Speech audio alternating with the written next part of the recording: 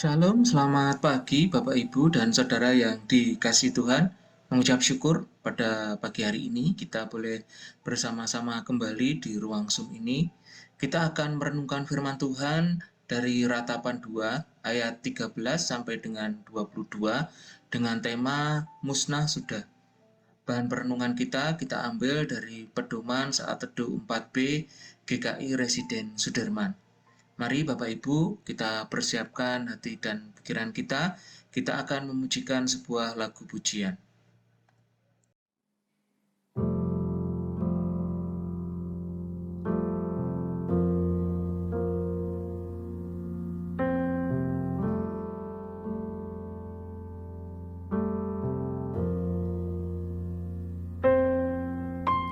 Syukur untuk setiap rencanamu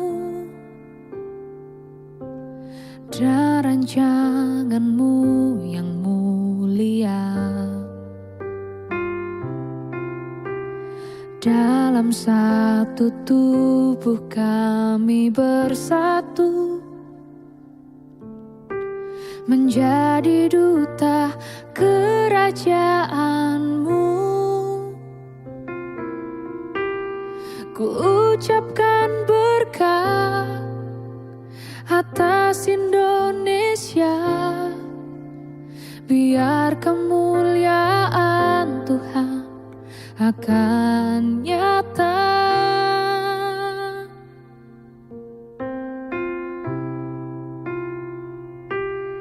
Bagi bangsa ini kami berdiri dan membawa doa kami kepadamu. Sesuatu yang besar pasti terjadi dan mengubahkan negeri kami. Hanya nama-Mu Tuhan ditinggikan atas seluruh bumi.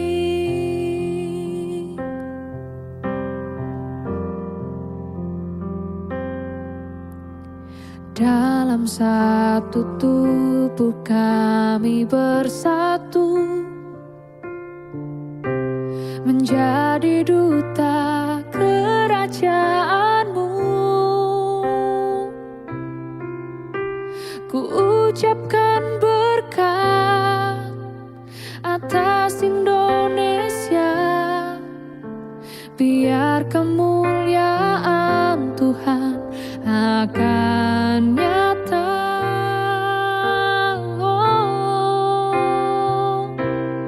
Bagi bangsa ini kami berdiri dan membawa doa kami kepadamu. Sesuatu yang besar pasti terjadi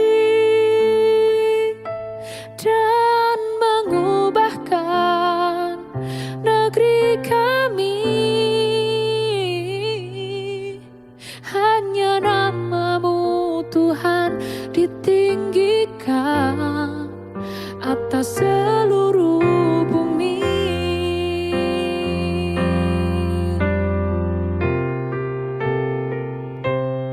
Bagi bangsa ini kami berdiri dan membawa doa kami kepadamu.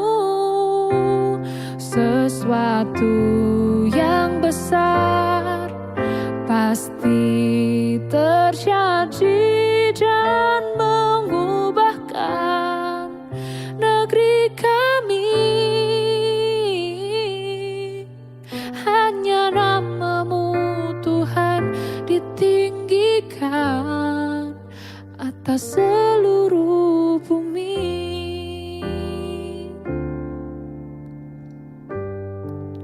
Atas seluruh bumi.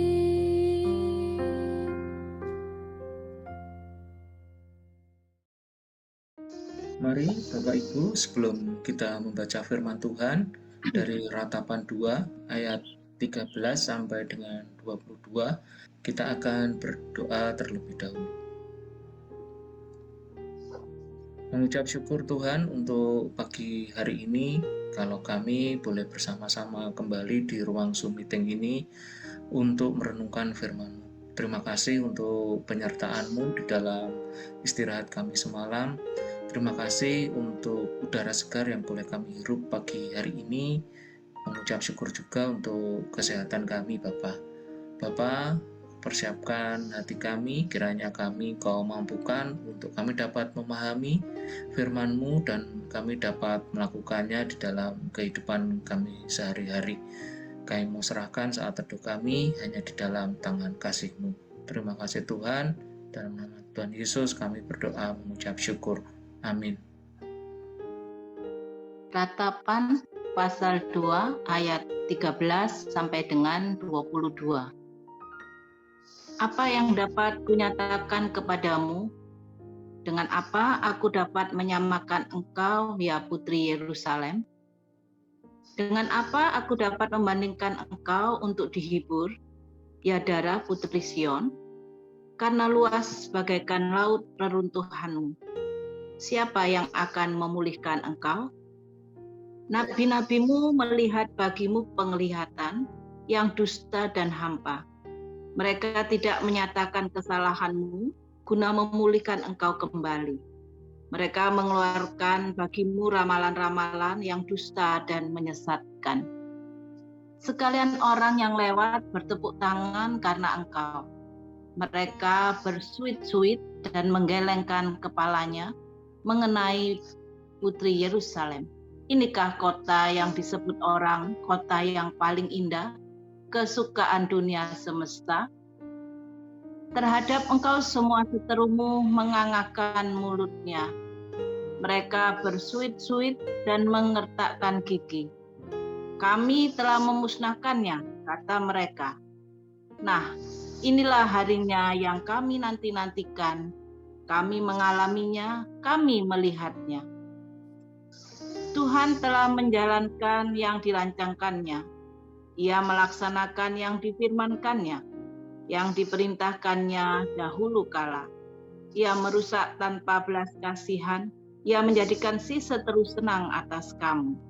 Ia meninggikan tanduk lawan-lawanmu. Berteriaklah kepada Tuhan dengan nyaring, hai putri Sion. Cucurkanlah air mata bagaikan sungai siang dan malam. Janganlah kau berikan dirimu istirahat, janganlah matamu tenang. Bangunlah, mengeranglah pada malam hari, pada permulaan giliran jaga malam. Curahkanlah isi hatimu bagaikan air di hadapan Tuhan. Angkatlah tanganmu kepadanya demi hidup anak-anakmu yang jatuh pingsan karena lapar di ujung-ujung jalan. Lihatlah Tuhan dan tiliklah, kepada siapakah engkau telah berbuat ini? Apakah perempuan harus makan anak kandungnya, anak-anak yang masih dibuai?